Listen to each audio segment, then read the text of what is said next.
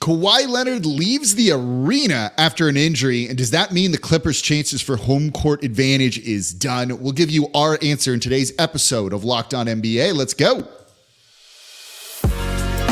You are Locked On NBA, your daily NBA podcast. Part of the Locked On Podcast Network, your team every day. Welcome to another edition of a Locked On NBA, the daily podcast covering everything you want to know about the association, part of the Locked On Podcast Network, your team every day. On Wednesdays, I'm your usual co-host, Jake Madison, at NOLA Jake on Twitter, host of the Locked On Pelicans podcast. Man, filling in again for John Corrales, Tony East, host of the Locked On Pacers podcast. Jake, we're becoming very familiar partners on these Wednesdays. Look, the chemistry is good. Whoever the coach is maybe gets an extension because of that. We'll talk about that, by the way, with the Orlando Magic in the third segment here. We'll get into the Knicks and OG Anunoby making his return as well. And we're going to start off the show with the Kawhi Leonard injury and the Clippers just kind of in general. Today's episode of Locked On NBA is brought to you by PrizePicks, the easiest and most exciting way to play daily fantasy sports. Go to prizepicks.com/LockedOnNBA and use code all lowercase Locked On NBA for a first deposit match up to $100, and also become an everyday or listen Monday through Friday every single day to the Locked On NBA podcast. So let's start with this game because this one was really important. Our final game of the night, the Minnesota Timberwolves beating the Los Angeles Clippers 118-100 in what was just kind of like a weird game. Like there was some weirdness to this. A lot of injuries. First, Naz Reid leaving with an ankle. He came back. Anthony Edwards missed the start of the second half, which was also super strange. He's done this before. Rudy Gobert has something going on with his ribs. They gave the weirdest injury explanation for that. He was questionable to return late. But the big one was Kawhi Leonard leaving not just the game, but the arena with what they're calling thoracic spasms. So basically just back spasms here. This is something that seems like it could linger for a while because he left the arena, right, Tony? Like, it wasn't just that he could sit on the bench. This was reported during the game by Law Murray of The Athletic that Kawhi left because going home would be better than sitting on the bench. This is a team that's got a plane flight on Wednesday to go up and play the Chicago Bulls on Thursday. Then right after that game, they fly down to New Orleans, the team chasing them in the standings for a game. If he's out for a couple of games, this seems like it could be a big deal. So we're going to play real or fake right off the bat here. Real or fake, Tony? The back spasms for Kawhi Leonard are going to cost the Clippers the 4th seed, and they're going to drop to 5. Real. And there's two reasons for this. One is the player we're about to talk about, Kawhi Leonard, and the other one is the team you know all too well. Here come the New Orleans Pelicans, Jake Madison. So yeah, first of all, TNT game made this a thing because they had a camera in the hallway. So you could see Kawhi go into the locker room and leave in street clothes during the game, which is usually not a thing you would get on a broadcast like that. So that actually was a very cool detail to get and to see, and to then, of course, getting that information out. I think with the thoracic back spasms, like it's better to be either completely horizontal or completely vertical. Like sitting actually is worse. So I get that being a reasonable thing. It's just very, we all understand the optics of leaving the arena during the game, even if it is the right thing to do. It's just strange. As it pertains to the 4 seed, yeah, he's been unbelievably good this year. At times, Kawhi has been in the MVP conversation. I mean, he's not anymore, but he's been that level of good. He only played a little bit in this game, but was still, they were plus 13 when he played, right? Like he was huge for them. And then they lost by 18 points because he didn't play the whole game. And so not only are they losing their best player, right? They're 5-5 in their last 10 games. The Clippers are after this loss. That is the worst of any team 1 through 10 in the West. And the team right behind them, again, as you know all too well, the Pelicans won 4 in a row. And as everybody's been talking about correctly nationally, are just sitting here smiling because they're the only team with no real big injury concerns right now. They're playing well. They're scheduled somehow. Yeah, right. The Pelicans are the healthy team. There are two factors. I think if the Pelicans weren't playing well, I would believe in the Clippers' ability to hold on. But because New Orleans has some juice right now, and you talked about this, Zion's playing very well, I think New Orleans can catch them. They're only 2 games back right now. Yeah, look, they're 2 games back after this. They play on Friday. Like that game is huge in New Orleans, right? Like I would maybe this is me being hopeful for the team I cover and some homerism in here, right? Like, I would imagine Kawhi Leonard's not going to travel, and they're going to just give him a couple of days to kind of try and rest this and maybe get him back for their next home game, which seems to make some sense. We're not doctors, but look, if you either have to be completely vertical or completely horizontal, like, I don't know, a couple 3-hour plane flights, 2-hour plane flights plus games in between, like, doesn't sound like the best recipe for getting a guy back and kind of over an injury like this. And it was certainly kind of striking to see him, walking out of the arena. And I think it's good they got that kind of reporting out there of like what this was, so there wasn't speculation of like a family thing or something like that.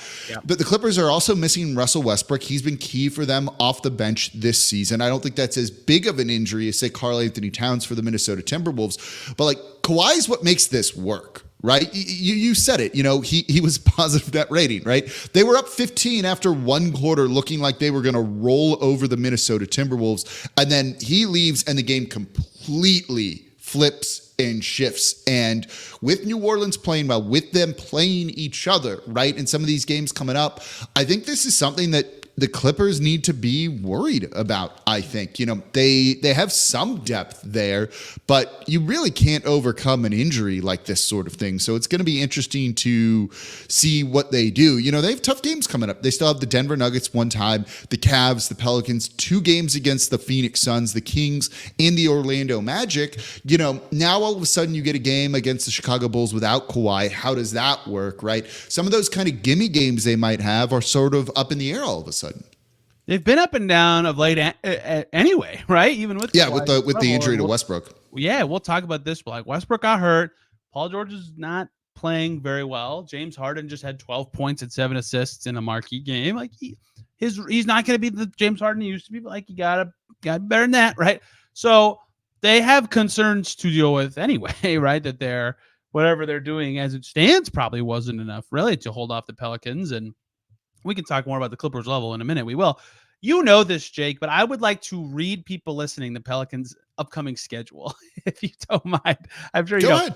Pelicans play the Cavs tonight. That's kind of a tough game. Donovan Mitchell might play it. Then that Clippers game, very important on Friday, we just talked about. After that, it's Blazers, Nets, Magic, Heat, Pistons, Thunder, Bucks.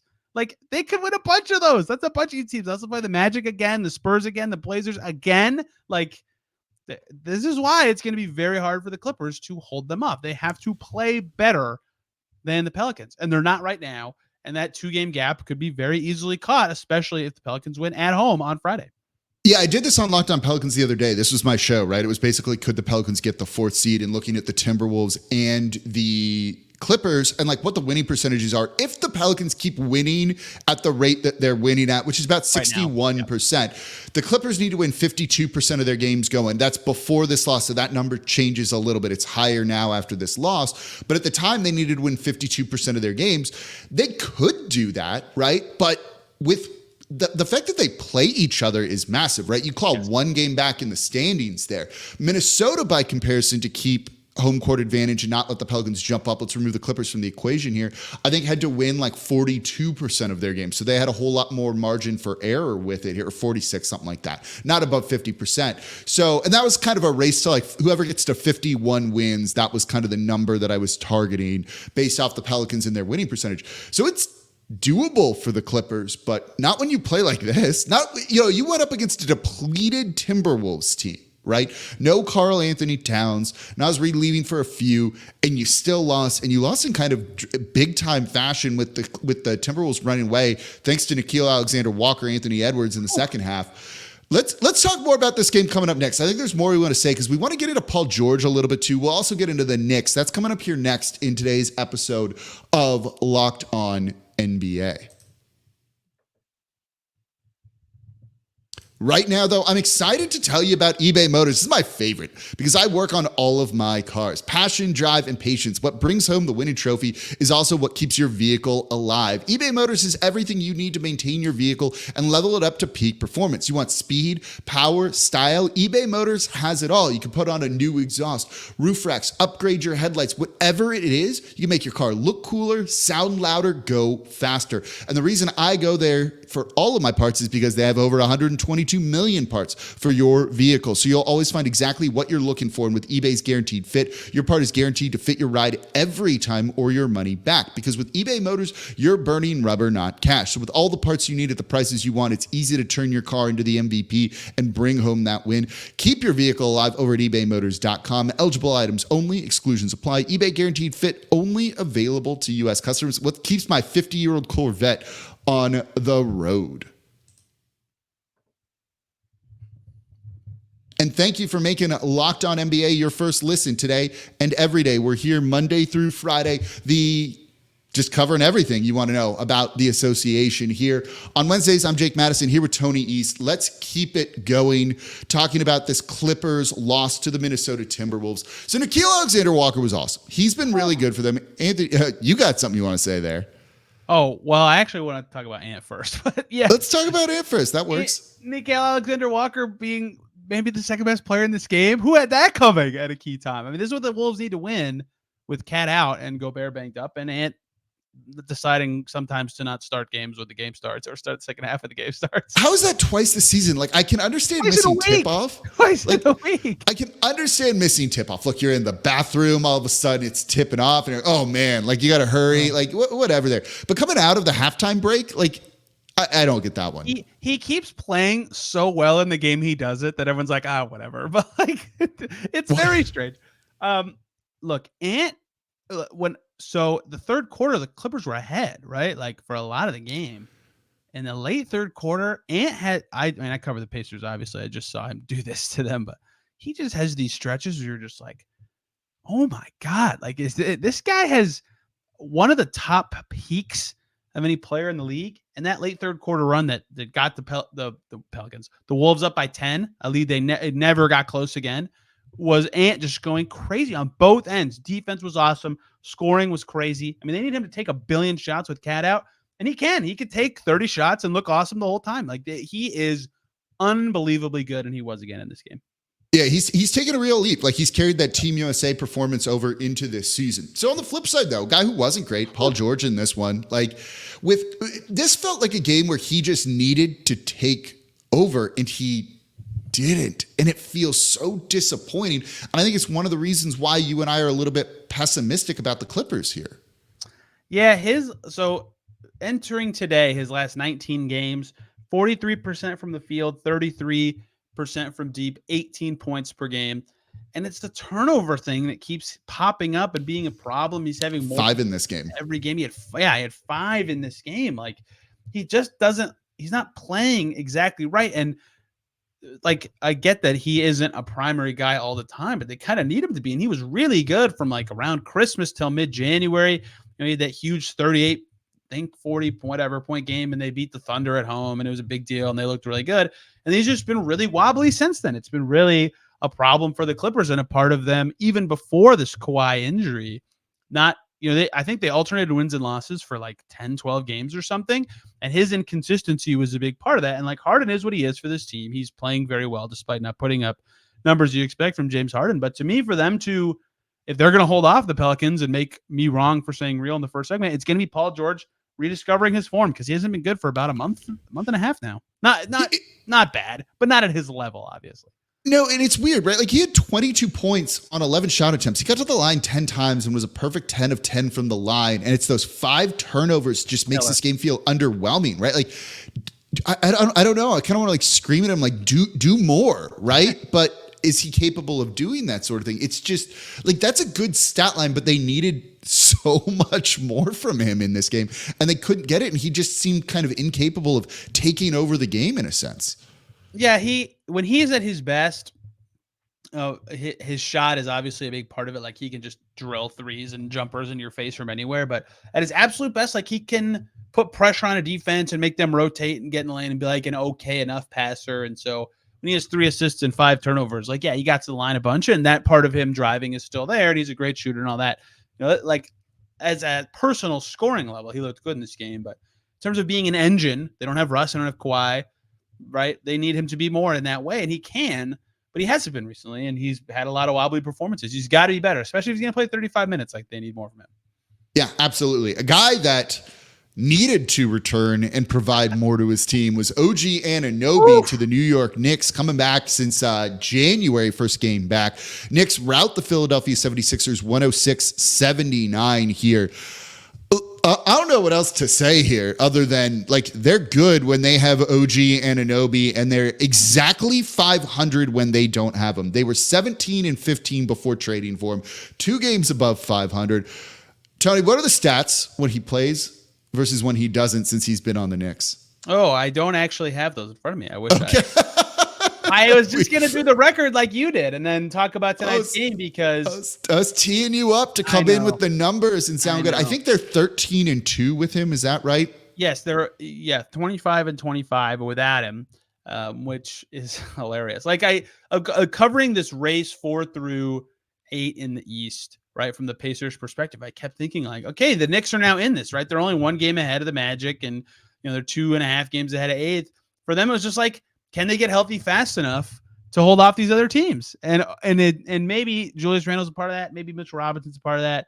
Isaiah Hartenstein's playing pretty well, but maybe it was just OG, right? OG's back, and all of a sudden there's more space for Brunson, so they can't put 2 on him anymore. Their defensive level goes way up. Josh Hart can just be this like chaos guy. Josh Hart was crazy good tonight. Very like, good in this game. Yeah, all that stuff really just like falls into place when OG plays. Like one player makes everybody else's role so much more natural and make more sense.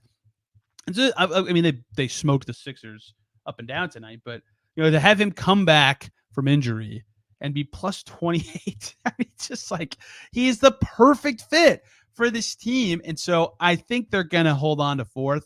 And I'm sure you're pulling up their before and afters of the trade right now, but he's just perfect for them. He's so good. And so getting him back, again, Randle and Mitchell Robinson could be a huge part of their season progressing. But I think with just Anunoby now back, the Knicks are firmly locked into being the 4th best team in the East. Yeah, that's what it seems like, right? So they were 17-15 before trading for him. They're now 13-2 with him, and they're 8-10 since he's been on the team without him. So they're exactly 500 without him, as you mentioned earlier, 25-25, but a losing record since he's been on the team without him. And just a tremendous team. Like when he plays, like it's kind of wild that in a sense, he's like the most valuable player in the league because of what he means to the team in terms of like the record. Obviously he's not going to win MVP, but when you look at their wins and losses with him versus without him, like they're not a horrible team without him. They're not a good team without him.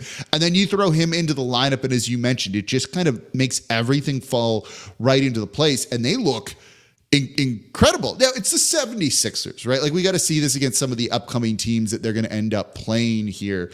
But I don't know. That was kind of surprising. Also, did you hear what Josh Hart said after the game about Tom Thibodeau?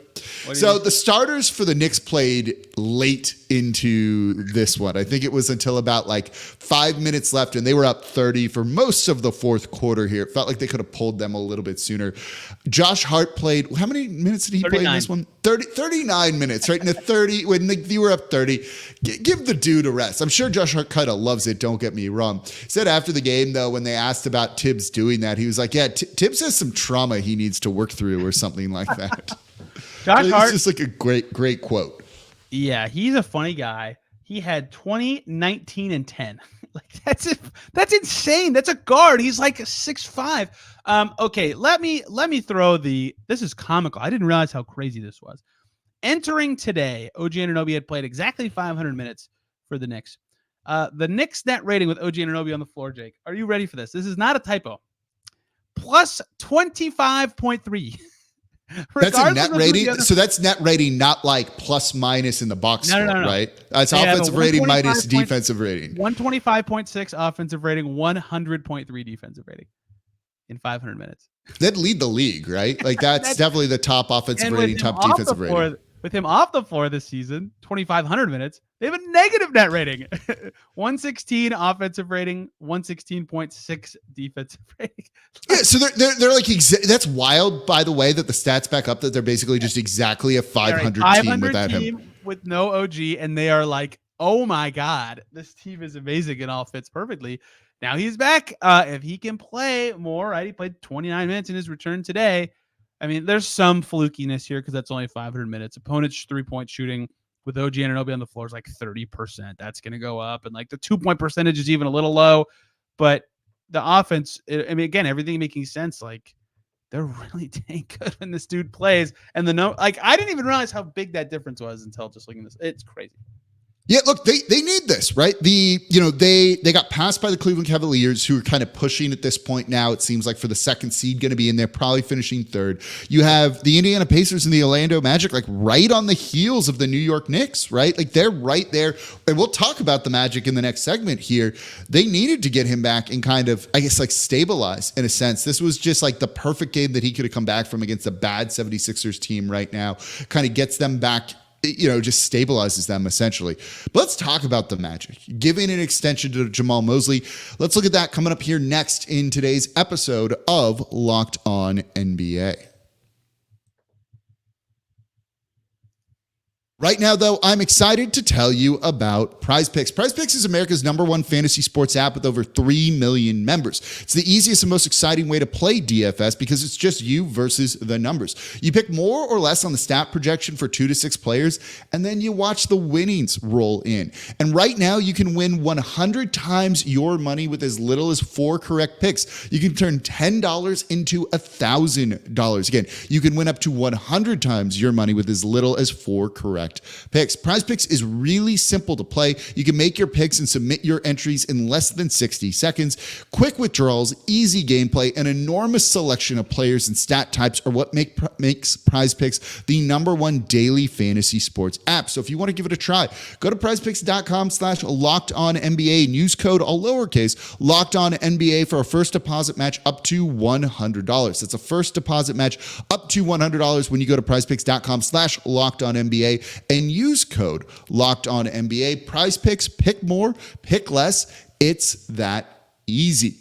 Today's episode of Locked On NBA is also brought to you by Robinhood. Did you know that even if you have a 401k for retirement, you can still have an IRA? Robinhood is the only IRA that gives you a 3% boost on every dollar you contribute when you subscribe to Robinhood Gold. But get this, now through April 30th, Robinhood is even boosting every single dollar you transfer in from other retirement accounts with a 3% match. That's right, no cap on the 3% match. Robinhood Gold gets you the most for your retirement thanks to their IRA with a 3% match. The offer is good through April 30th. Get started at Robinhood.com/boost. Subscription fees apply. Now for some legal info. Claim as of Q1 2024, validated by Radius Global Market Research. Investing involves risk, including loss. Limitations apply to 401ks and IRAs. 3% match requires Robinhood Gold for 1 year from the date of the first 3% deposit match. Must keep Robinhood IRA for 5 years. The 3% match on transfers is subject to specific terms and conditions. Robinhood IRA available to U.S. customers in good standing. Robinhood Financial LLC, member SIPC, is a registered broker-dealer. And thank you for making Locked On NBA your first listen. Today and every day, we are here covering all of the big stories around the association, part of the Locked On Podcast Network, your team every day. And as you know, Locked On has launched the first ever national sports 24/7 streaming channel, Locked On Sports Today.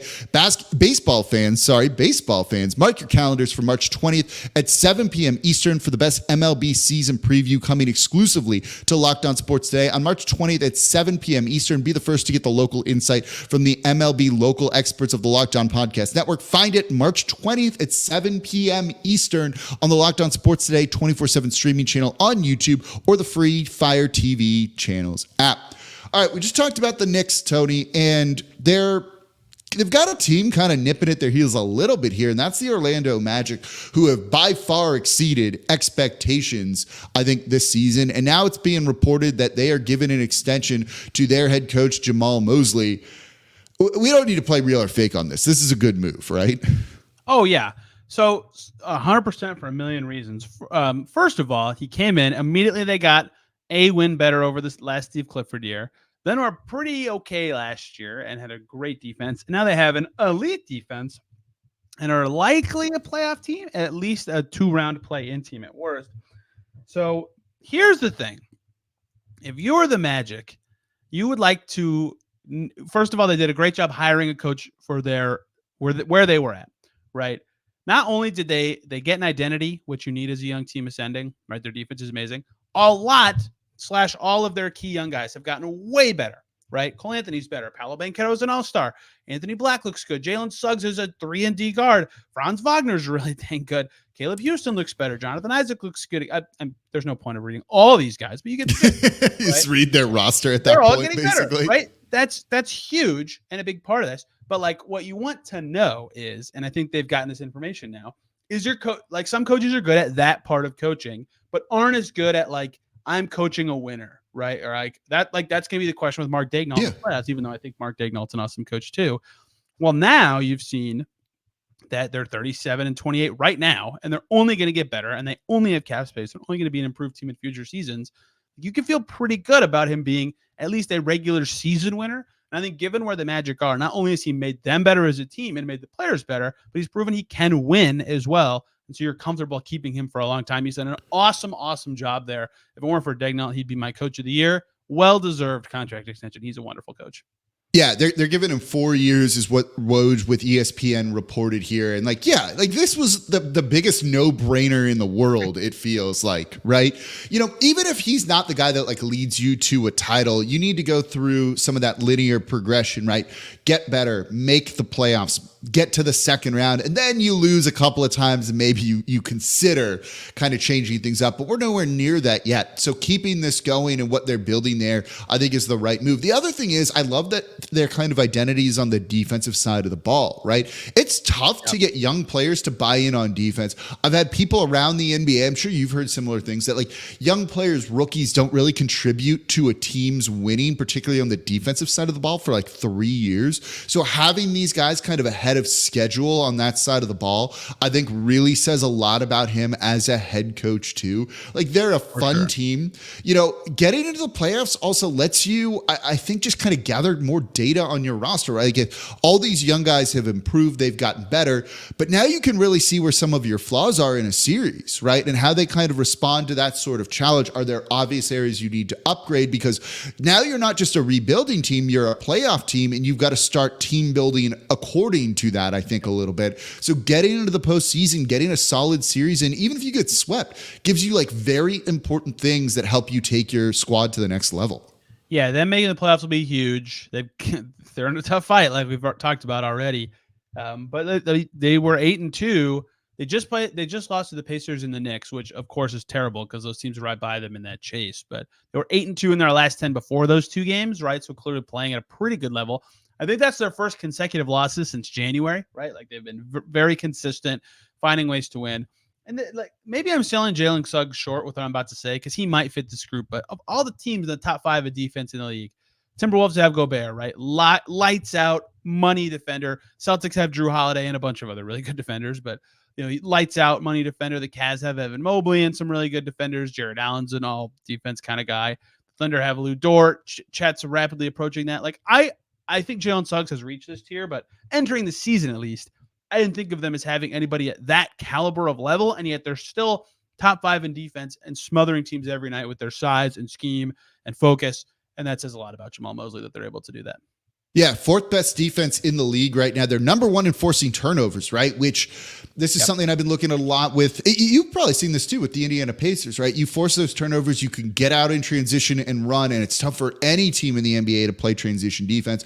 And then when you score in transition, your defense gets back and gets set and gets an opportunity to force another turnover, and the cycle repeats itself here. So they've been really fun to watch. You can definitely see some of the growing pains, some of the youth on that team, I think a little bit too here, but they're going to be an annoying team to play in the playoffs. They've just got to try and kind of finish the regular season strong because you wouldn't want to see them in like a 1-game elimination scenario, I think, in like the play-in tournament where anything can kind of happen, and that's maybe where certain things can kind of bite you.